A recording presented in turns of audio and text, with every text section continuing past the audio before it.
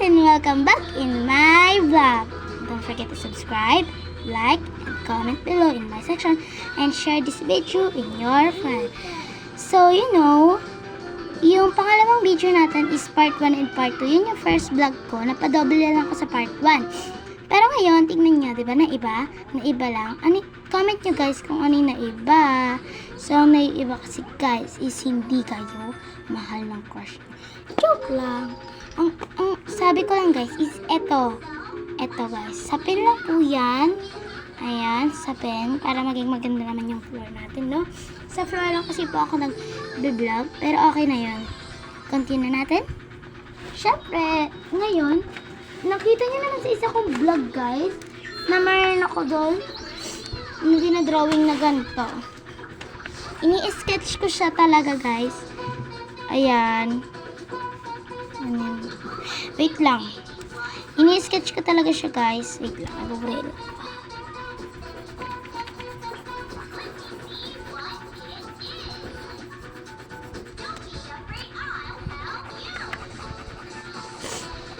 Yan.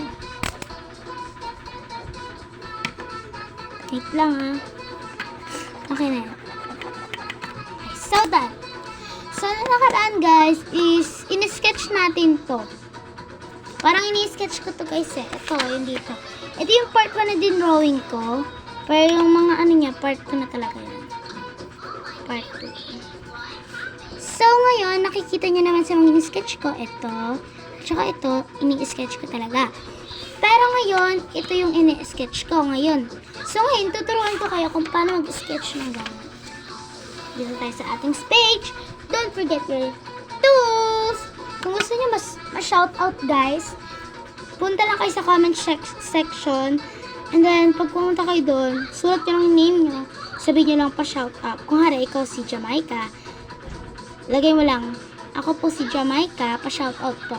Ganun po. Gets nyo na po? So, ayun na nga. Ilagay na natin yung mga tools natin. Ay, ating mga materials. Pencil. Uy, nasulatan. And then, some ball pen.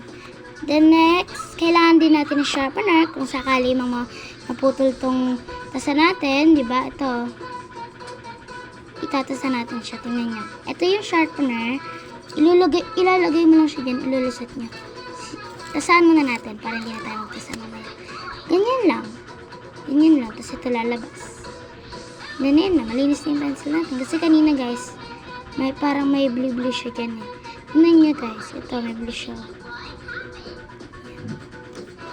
So ayun. So wait lang guys. Urong ko lang. Hindi, wait lang.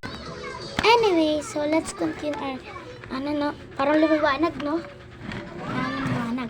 Pero urong natin siya. Yan. So let's continue. Ito natin to. Ha! And ito.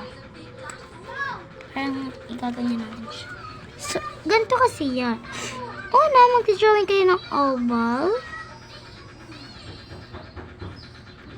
Ay, sorry. Hindi nyo masyado nakikita ganyan. Oval. At saka kung gusto nyo matuto kagaya ni Casey, yung kaibigan ko palang si Casey, para sa ito, tuturuan kita mag-drawing ng kamay. So, yan natin. Round, round, round, round. Parang ibababa mo siya onte, pero dito ko talaga sobra sa kanya, no? Yan. So, kung nasundan nyo, comment na lang kayo para... Okay na ba, guys? Okay. Sunod is... Gagawa mo rin siya dito ng bilaba. O yung...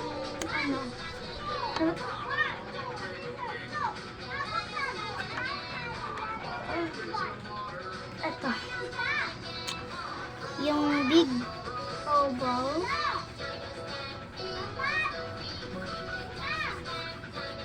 Pagkas naman guys is i-develop mo rin siya dito.